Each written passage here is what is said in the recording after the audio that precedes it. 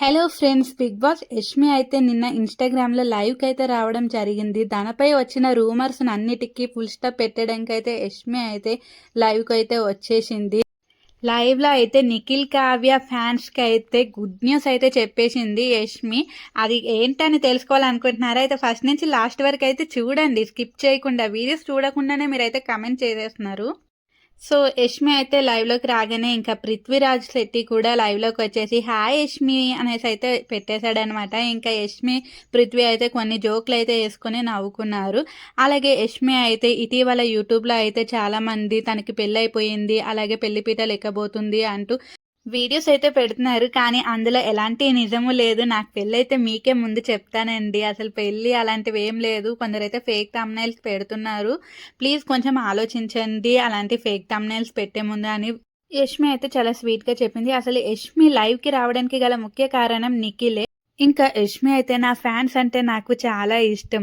వాళ్ళు నా ఫొటోస్ని అలాగే నా వీడియోస్ని అయితే చాలా బాగా ఎడిట్ చేస్తారు, అలాగే చాలా ఎఫర్ట్స్ పెడతారు, చాలా హార్డ్ వర్క్ చేస్తారు. ప్లీజ్ గైస్, అందరికీ పర్సనల్ లైఫ్ అనేది ఉంటుంది, దాన్ని మించి మీరు వీడియోస్ అయితే పెట్టకండి.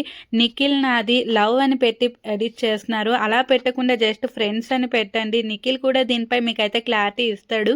నిఖిల్ కూడా త్వరలో అయితే లైవ్కి అయితే వచ్చి ఇస్తాడని చెప్పాడు నాకు. మేమందరం చాలా హ్యాపీగా ఉన్నాం, చాలా క్లోజ్గానే ఉన్నాం, మాట్లాడుకుంటాం కూడా డైలీ. పృథ్వీ, ప్రేరణ అలాగే నిఖిల్ వాళ్ళతో ఎలా ఉంటున్నా నిఖిల్తో కూడా అలానే ఉంటాం. మేము మంచి ఫ్రెండ్స్. అలాగే నిఖిల్ కూడా మీకు చాలాసార్లు చెప్పే ఉంటాడు మేము ఇద్దరం ఫ్రెండ్స్ అని. మాకు పర్సనల్ లైఫ్స్ ఉంటాయి, తన పర్సనల్ లైఫ్ తనది, నా పర్సనల్ లైఫ్ నాది ఉంటుంది. సో ప్లీజ్ గాయస్ అర్థం చేసుకోండి. మీరు ఇక నుంచి నిఖిల్ది నాది ఎడిట్ చేయకండి. నిఖిల్కి అంటూ ఒక పర్సనల్ లైఫ్ అనేది ఉంది. ఐ హోప్ మీకు అర్థమైందని అనుకుంటున్నాను. ఇంతకన్నా క్లారిటీగా అయితే నేను చెప్పలేదు అంటూ యష్మి అయితే ఇంకా నిఖిల్ కావ్య కలిసిపోయారు. మా ఇద్దరి ఫొటోస్ అయితే ఎడిట్ చేయకండి, మేము జస్ట్ ఫ్రెండ్సే. నన్ను పృథ్వీ ఇంకా ప్రేరణ ఫొటోస్ ఎలా ఎడిట్ చేశారో నిఖిల్ది నాది అలానే ఎడిట్ చేయండి ఫ్రెండ్స్ లాగా అంటూ ఒక క్లారిటీ అయితే ఇచ్చేసింది. ఇది చూసిన నిఖిల్ కావ్య ఫ్యాన్స్ అయితే ఇంకా యష్మి లైవ్లోకి వచ్చేసి thank you Yashmi, thank you so much, చాలా మంచి క్లారిటీ ఇచ్చావు, చాలా గుడ్ న్యూస్ చెప్పావు అనేసి ఇంకా యష్మిని అయితే పొగిడేసానైనా చెప్పవచ్చు. సో గాయస్, ఇంకా యష్మిని నిఖిల్ని అయితే ఫ్రెండ్స్గానే చూడండి, వేరే అయితే చూడకండి. నా వీడియోస్ ఫస్ట్ నుంచి లాస్ట్ వరకు చూడండి, చూడకుండా మీరు కూడా తప్పుగా అర్థం చేసుకుంటున్నారు. సబ్స్క్రైబ్ చేసుకోండి ఫ్రెండ్స్.